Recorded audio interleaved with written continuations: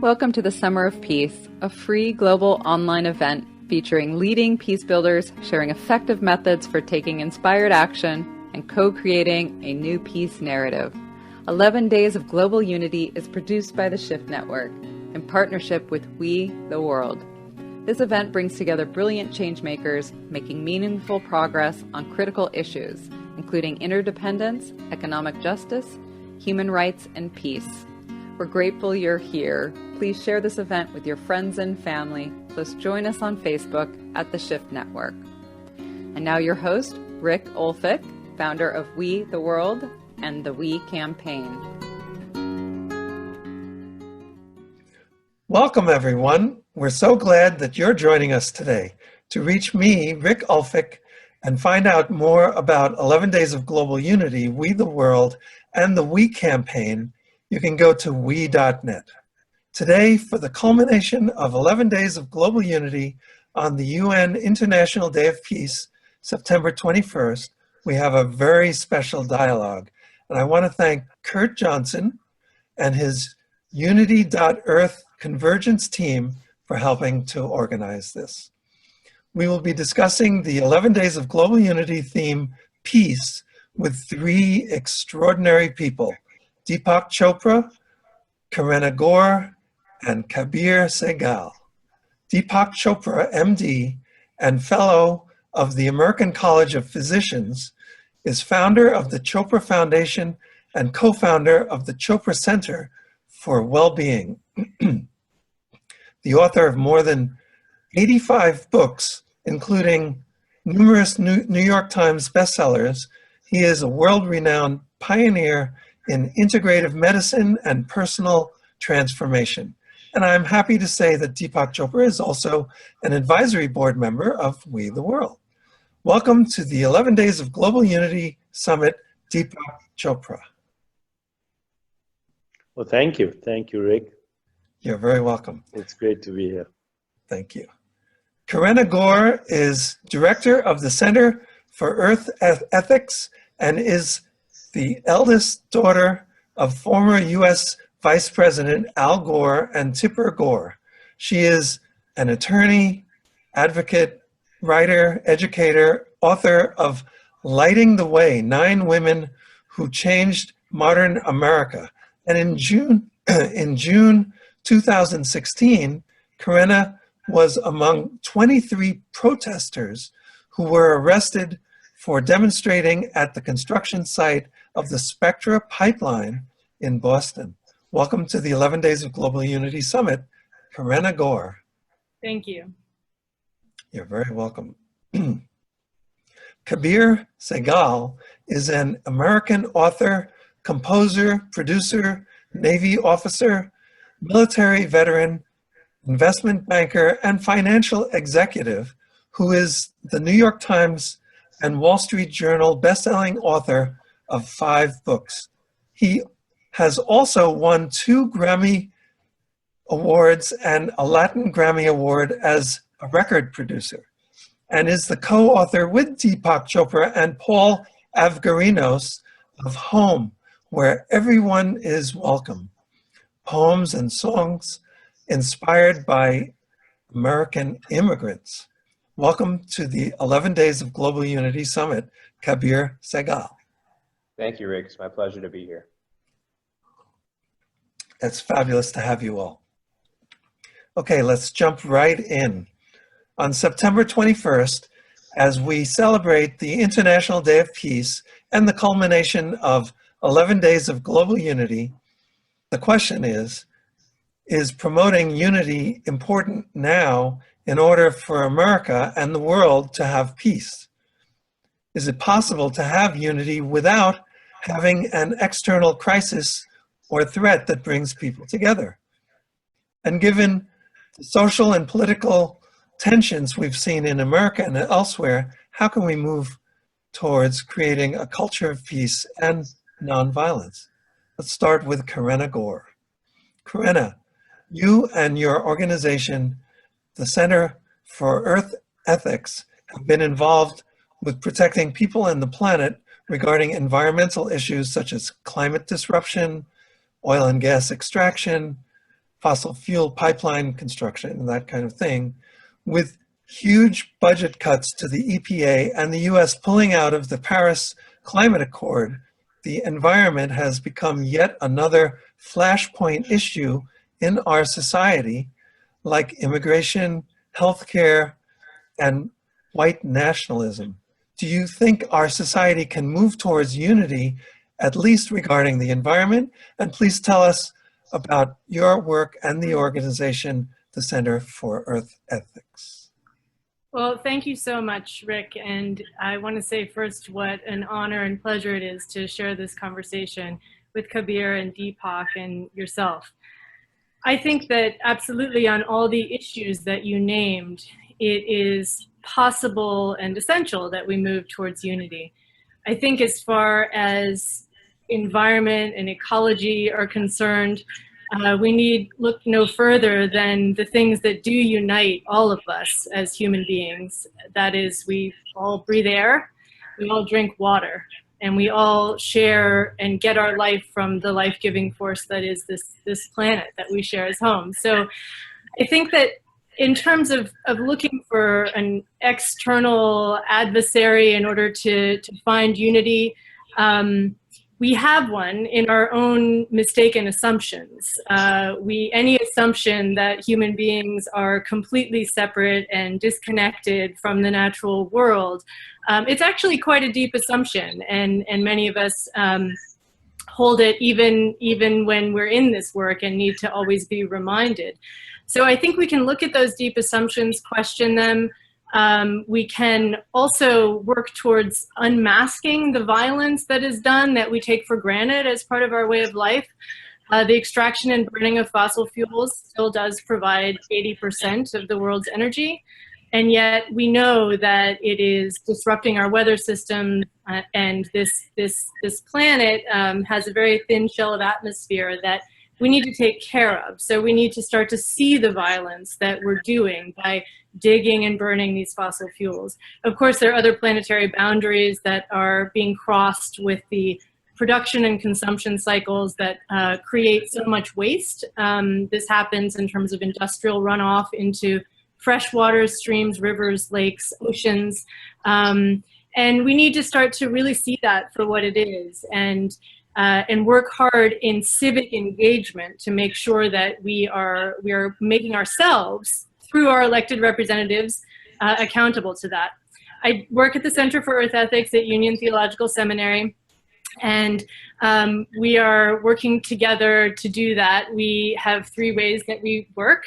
We work in education, in public discourse, and in movement building. And it's really essential that we work also to see the intersectionality with all of these other issues, that when we are viewing the earth, all these other living beings and the air and water that we depend on as objects that can be exploited and destroyed at our own will, we will no longer belong together on this earth. When we treat other people that way, when we see them that way, no matter what perspective we're coming from, we're also losing ourselves. So I'm very happy to be part of this conversation. Thank you very much. Thank you, and it's fabulous that you said that the common threat that we all face is our assumption of separation. So let's go to Deepak and talk about this as well. Deepak, given the social and political polarization we have recently, do you think we can create unity in society? And given what Karenna just said, do you agree with her that is the common threat that we all face, our separation, and a separation from ourselves and from nature in general? The question I have also is, if we can't bring people together, how can people really have inner peace without having a peaceful society? Maybe you can talk a bit about that.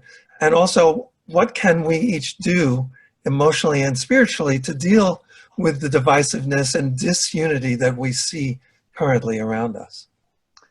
So first of all, I want to say that it's great to be back here reconnecting with Karenna after all these years. I've been a big fan of the family of Al Gore, going back a long time, and his very strong fact-finding mission for all these decades now about climate change. And I also want to say that Karenna has been a great champion of this and bringing a new generation to this conversation. I think what has happened is that because of the political polarization, there's an emotional disconnect on even the facts, and the facts don't convince people. And one of the problems is that science has not addressed a deeper spiritual issue that Karenna brought up. You know, we all breathe the same air. The air is literally our breath. The trees are our lungs. The rivers and waters are our circulation. And the earth recycles as our flesh and our bones. And ultimately, the carbon, hydrogen circulating in our bodies is star stuff. We come from the galaxies. So, you know, we and the universe are inseparable. Somehow, that's why, in a sense, even the word environment is probably a little alienating. We have a personal body, we have a universal body, and they're both equally ours.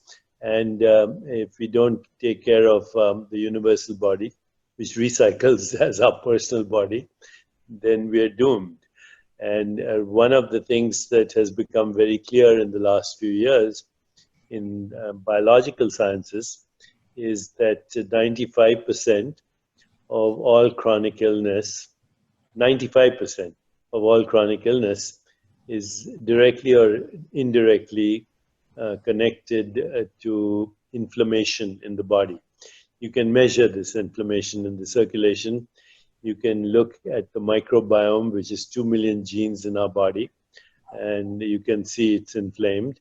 You can see that inflammatory markers are very high in our systems. And then you can see that this inflammation, which is also climate change, global warming, the destruction of the ecosystem, the extinction of species, now risking our own extinction with mechanized death and modern capacities and ancient tribal polarizations. This is a time where we are at a crossroads. If we don't listen to what people like Karenna are saying, or people who are campaigning for a healthier environment, we don't listen to that, we could probably risk our extinction. The last extinction was 65 million years ago, when a meteorite fell on planet Earth and dinosaurs were wiped out. Well, we came along as the next species, but now we are the species that has become the biggest predator on this planet. We are pillaging and raping Mother Earth. We are killing other species. We are killing ourselves. We are killing each other. And we may be risking the next extinction. Is not going to be because of a meteorite falling on Earth. It'll be human activity.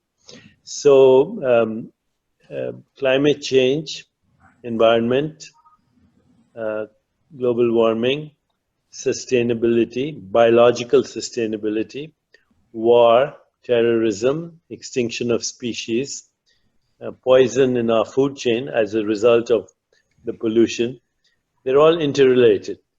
To create peace, you need social justice, you need economic justice, you need to understand the context in which war and terrorism arises and the fear that is propagated by demagogic leadership all across the world, and now including our own country. Who would have thought this would have happened in the United States, but it's happening. So to achieve peace and social and economic justice and get a sustainable world, we have to look at the whole picture. And that is everything that we do, how we treat each other, the food we eat, the stress that we create for ourselves and for others, and the fact that, as Einstein said, no problem can be solved at the level of consciousness in which the problem was first created anyway. So we have to elevate this conversation, and we have to start with ourselves. So when you say, can we be unified or can we come together? First of all, we have to stop being angry peace activists. We have to be the change we want to see in the world. We have to bring sustainability in our homes, in our habits, and we have to get together. I think when a critical mass of people get together, and they are the examples of the change that you want to see in the world, as in the words of Mahatma Gandhi, then with all the social media we have, with all the educational institutions we have, with all the science we have, and with all the people who want to leave a better world for their children and their grandchildren, we have the means to bring about a more peaceful, just, sustainable, healthier, and joyful world. Certainly, certainly. And, you know, one of the things that has occurred to me is that maybe climate change, climate disruption, and the mass extinction of species may be the highest priorities that humanity has. The problem is that we've been so distracted with other things, you know, having to do with our own interactions, you know, intolerance, poverty, war, militarism. So they're all connected. It's all connected. Exactly. So Kabir, let's bring you into the conversation. Do you want to add anything to this? And please tell us about the amazing project that you are collaborating with Deepak on called Home, where everyone is welcome, which is Right. directly applicable to what we're talking about now, since it's celebrating American immigrants, and immigration is one of those flashpoint issues in our society. How is Home, where everyone is welcome, helping to create a culture of peace and nonviolence? Right. Well, all the things we're talking about creating unity, and the title of your conference, that's really the nugget of that is creating empathy. And how do we create more empathy? You can do that through facts and figures, but we think art is a great way of doing it, and being spiritual activists. And so what we did is we took one of the more controversial issues of the day, immigration, and we decided to use meditation music and kind of introduce a very musical element to this idea of immigration. And so, going back to what Deepak's saying about all the geographical, geological, and environmental problems that we may be facing, increasingly where there's going to be environmental refugees, there's going to be people moving from one border across the border to another country. More people live outside their country today than ever in human history. So we created this project called Home. I'll show it to you. H-O-M-E, Home, where everyone is welcome. Poems and songs inspired by American immigrants. And it comes with a CD, which goes into a CD player. You can also get a digital iTunes version of it. And every single poem, we took immigrants that people know a lot about, like Albert Einstein or Celia Cruz. And we also took some immigrants that people may not know that much about. Like my father came from India at a very young age and swept floors in a Goodyear tire factory. And he moved up to really embody the American dream. And Deepak wrote a story about his father, and our colleague Paul Abdurinos wrote a poem about his father. So it's just a way of enlarging empathy, because when you read poetry, it activates the same part of your brain as music. And we want to show people that, look, you can get angry at what's going on, or you can create something, hopefully of beauty. And the other thing that's beautiful, I've got to tell you, is this is the first time that Deepak is singing on an album. Wow. Yeah, and he has a very beautiful tenor timbre. And so the album begins with him singing Home, right? And oh, that's Deepak singing Home. And he plays the drums and the percussion. So it's a very interdisciplinary project, and we hope you like it. That sounds fabulous. And Deepak, do you want to add anything about Home? How did you come to do this project? Well, ever since I was a kid, I knew that poetry was a way to get to the soul. You know, when you clothe facts with music and poetry, then you give facts a soul. People don't listen to facts. You can talk about them till you're blue in the face. But when you take the same facts and then you articulate them in a way that speaks to the heart and the soul, then people listen and they remember. You know, you remember all the emotional moments in your life, and you even remember facts that were connected to feelings in your heart or in your gut. So I think now that we are engaging in this conversation, immigration is, of course, a big issue. And the wall is a metaphor, you know, when there are no walls on our planet, as Karenna said earlier. And if there were walls, they should be on the internet to block Firewalls. Because those are right now the walls that people invade and breach. So this is a very important project for us. But I'm thinking that, Karenna, as we move forward on issues that are so dear to your heart, environment and climate change, perhaps a music project is on the way there too. Well, that's very that's an exciting thought. I definitely look forward to listening to this and seeing this wonderful creation. It sounds great. Thank you. Yeah, definitely. Go ahead. No, unless you have a question. Oh, okay. So let's talk about the power of collective awareness and action. My organization, We the World, and our We campaign are working to achieve unprecedented cooperation and coordination between transformative grassroots groups and movements to address society's major challenges that are being discussed during this telesummit. The idea is that collective awareness and action can help foster a cultural shift towards we consciousness that values the common good, so that the needs and well-being of all people and the entire web of life are valued and prioritized, going from individual attitudes to government policies and priorities. So, Karenna, what is the role of movements? You mentioned before that that's part of one of the core activities of the Center for Earth Ethics. So for you, what is the role of movements in creating peace and sustainability?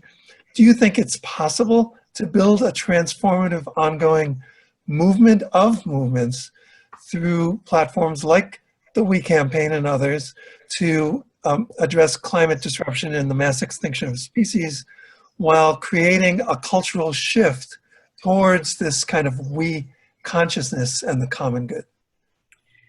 Well, thank you. I am very moved to reflect on the word we, and particularly at this time in our nation when we face such a challenge in the state of our political discourse.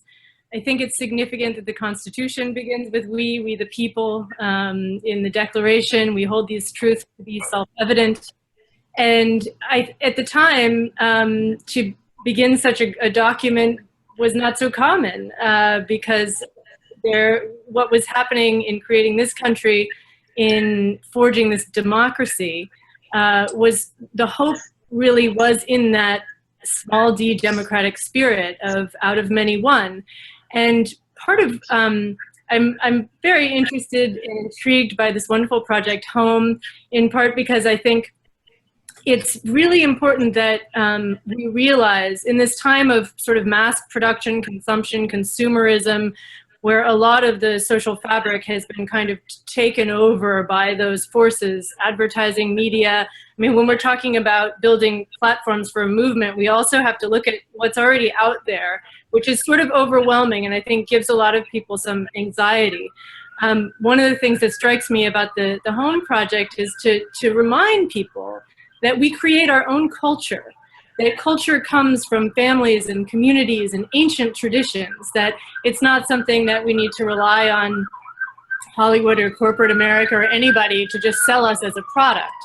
And so I think that one thing about the movement is to be true to the ground up grassroots identity of we the people, to recognize that all over this country is so much talent, so much ancient wisdom that is more powerful, I would say, than new technology. But through new technology, we have the chance to capture and enjoy it all together. I think movements are very important in all of these areas. I think you can see with the climate movement that there have been people from frontline communities who are experiencing the immediate effects of pollution. So those that live near coal-fired power plants where they themselves suffer from the asthma, cancer rates, and other health effects that come directly from the extraction and burning of fossil fuels. The leadership that they provide in this movement is very important, because eventually, when it comes to the weather systems and the impact of all this, it affects all of us. It's a real metaphor for the kind of world and existence that we're in. Eventually, it will affect the whole if it affects one. And of course, we remember Martin Luther King, injustice anywhere is a threat to justice everywhere.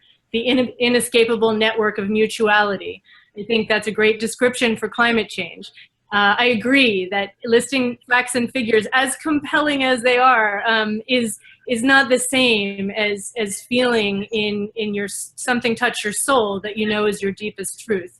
And in movements where it is led by people who are not, they're not doing it out of a messaging campaign, out of a professional position, out of a top-down desire to write a platform, but rather just growing out of their own personal experience. All of those people coming together, as they did in the People's Climate March, creates a kind of groundswell. And I think now we do have the benefit. I want to thank Deepak for his kind words about my father.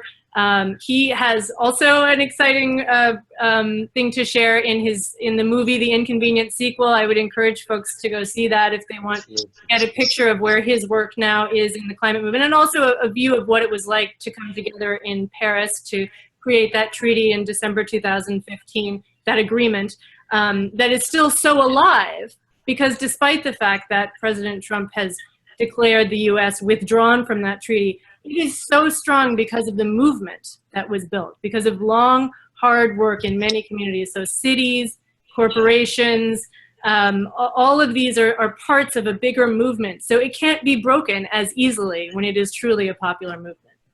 Oh, definitely. And I'm glad that you are interested in focusing on the idea of we, too. If you go to we.net, you'll see the images at the top. They don't just show all kinds of people. They also show dolphins and lions and ecosystems. So it's like this expanded concept of we. And I think inspired by Deepak, that could go to the entire universe, since we are we're made of the stuff of stars, as Deepak was saying. So Rick, yes. These days there's a lot of talk among systems thinkers, systems biologists about something, the phenomenon of emergence. Emergence is the creation of something that never existed before. And to bring about the we emergence, what you need is an understanding of systems thinking. And that says that when you have a diversity of people in a movement, so it's environmentalists, scientists, humanitarians, artists, storytellers, poets, philosophers, musicians, maximum diversity in not only profession, but even multiculturalism, ethnicity, which is the idea behind the album Home. And because we dedicated this album to immigrants from all parts of the world who created America, what we know as modern America is created by immigrants, and now we are fearing immigrants.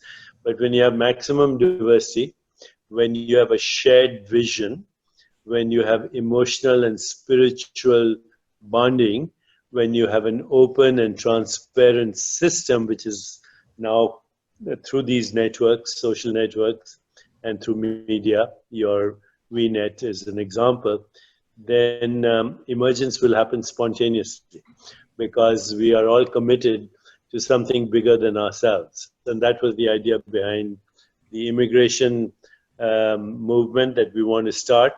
But it's the idea behind the interconnectivity of not only all of us as a human species, but our connection to other species, and ultimately our connection to a living planet. Exactly, like Gaia, the concept. So, Kabir, any thoughts about the role of movement building on your end to raise public awareness and take collective action for peace, sustainability, and transformation? Do you explicitly connect your project home with the immigration movement? And also, do you think we'll ever have a culture of peace and nonviolence in this country and in the world?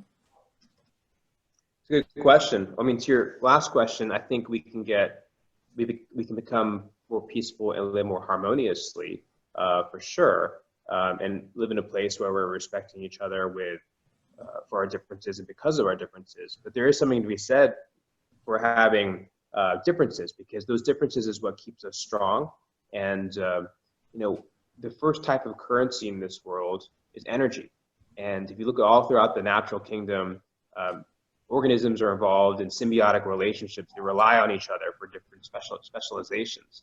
And so we need to make sure America remains culturally and cognitively very strong, because someone from another part of the world can come to America, and sure, they can become part of our melting pot, but they can also retain their ethnicities and their way of looking at something and enrich or come up with a solution. I have a history in finance, and when you look at, for example, the businesses in America, immigrants make up about 11% historically of our population, but they make up a huge proportion, about a quarter of the new startups are immigrants, right? People forget that 40% of the Fortune 500 are created by immigrants or first generation Americans. These are companies we all know. Apple Computers, Steve Jobs, his biological father is from Syria, right? Wow. Sergey Brin, Google, he came from what was then the Soviet Union. McDonald's, his family came from Poland. So 3.5 million people in America work at corporations that have been started by immigrants. And that's why in our book Home, we wrote a lot of poetry inspired by different business people, because we want people to realize these are the employers, these are the job creators in our society. In fact, the poem we wrote about Sergey Brin is composed exclusively in computer code to sort of drive home the point of code poetry, that people are writing poems all the time that just happen to be in computer code. Yeah, that's fabulous. Thank you. So, Deepak, you have shown the power of collective awareness and action by doing a series of global meditations that broke the Guinness Book of Records, with hundreds of thousands of people meditating simultaneously. Can you see building on that kind of mindful meditation movement to create healing, connection, and greater unity in our society? And specifically, how can the transformation of human consciousness lead to a culture of peace and nonviolence? Well, I think, meditation is a way of quietening the mind. And when the mind is quiet, inner energies wake up and bring about transformation. You're right. We've now taught over 6 million people online meditation with Oprah's help and other collaborations. So meditation is a good way to bring people to their common source, because despite our conditioned mind, the source of mind is common. So when we go beyond our cultural, economic, and tribal conditioning, or ethnic conditioning, or historical conditioning, or economic conditioning, you end up in a place of consciousness which is common to all. We're kind of little rivulets from a common source of consciousness, and that's why meditation is so powerful. The album Home is, in a way, a musical and poetic meditation as well. So that was part of the idea behind the project. How do you cool down the inflamed world right now? It's not only climate change. People are inflamed, their brains are inflamed, their bodies are inflamed, and their actions are inflammatory.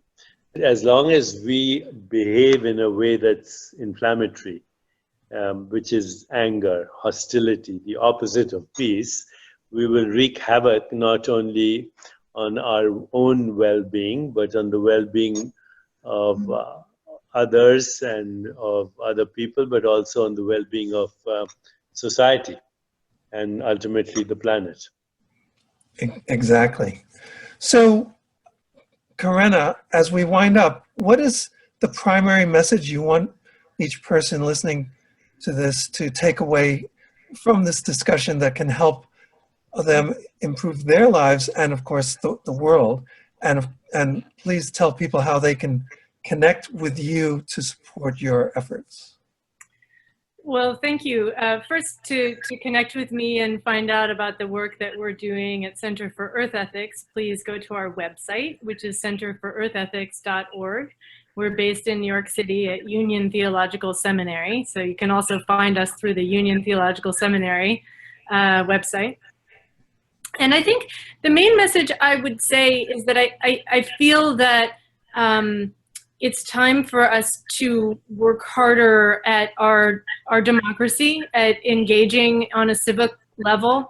And for those who are feeling the suffering of a society that doesn't value everyone equally, that is measuring its success only in terms of monetary wealth, no matter how inequitable, no matter what the destructive means to such precious things as air and water, that it's time to come together in our democracy to try to change it, because the system is very imperfect and it can be a real turnoff. I mean, I certainly have felt that way. And yet, we're in a situation now where we need to be calling Scott Pruitt at the EPA and writing letters to the Secretary of Interior, Ryan Zinke, saying don't give up the public lands for mining and drilling. These kinds of comments and actions can make a difference. Also voting and really understanding and making accountable the elected representatives on every single level. I think that's really important. It's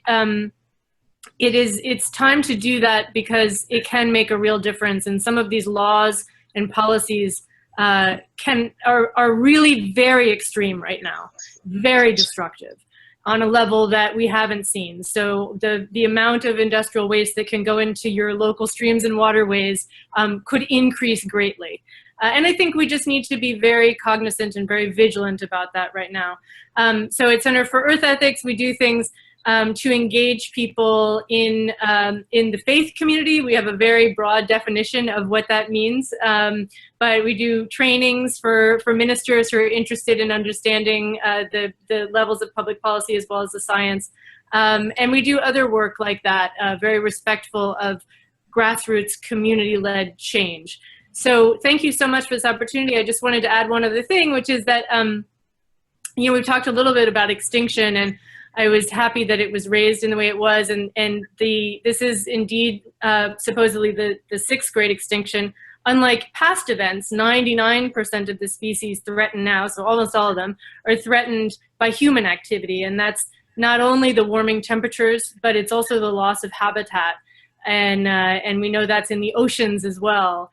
And so I think the other thing I would ask is that we start to really open our eyes, not only to people, to human beings, but also to all these other living beings that we share the planet with, because not only do they have intrinsic beauty and value, but we're connected to them in ways that we do not even understand in terms of how the trees are cared for and the air and the water.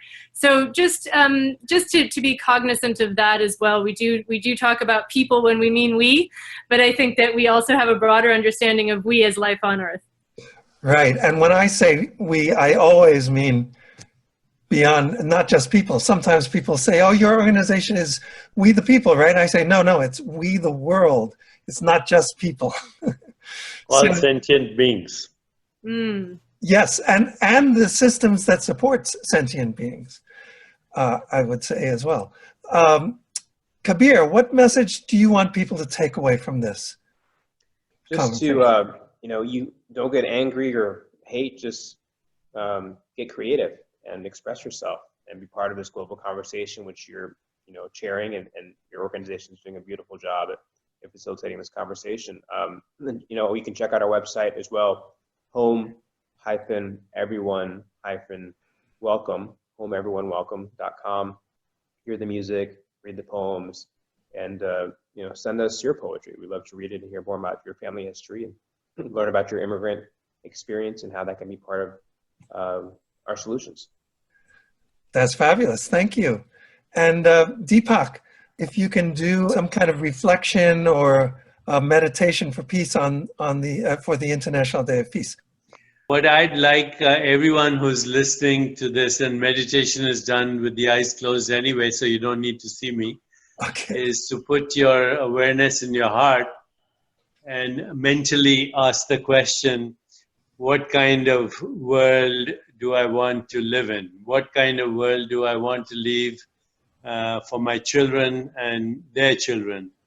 And if you ask the question in silence and you put your attention in your heart, you will inevitably see images and feelings will be evoked and thoughts will come to you.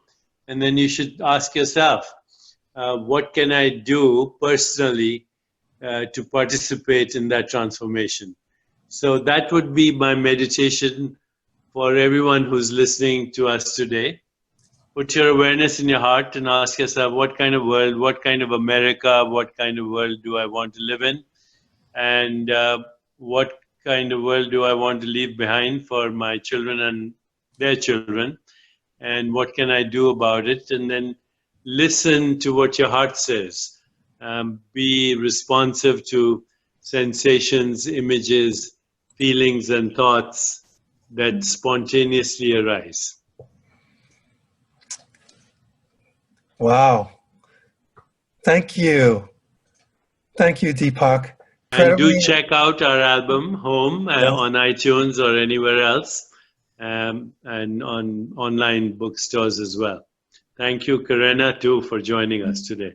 Thank you so much. Thank you, Kabir. Yes, thank you, and Kabir. Thank you, Deepak Chopra, Karenna Gore, and Kabir Sehgal.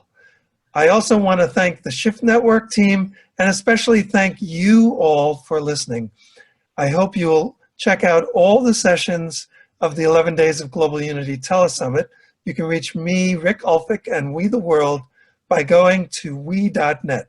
As Jonathan Granoff said when we first launched the We campaign, let's expand we so much that there is no longer any them. Bye-bye. Bye-bye. Thank you. Thank you. See you soon. Thank you. Bye-bye. Thank you for joining us for the Summer of Peace, brought to you by the Shift Network. To learn more about our global community of people awakening to their divine humanity and taking inspired action, visit theshiftnetwork.com. To learn more about Summer of Peace, visit summerofpeace.net. You can also listen to past Summer of Peace recordings through the World Peace Library at worldpeacelibrary.com. Thank you again for joining us and for sharing this transformational peace-building wisdom with your friends and family.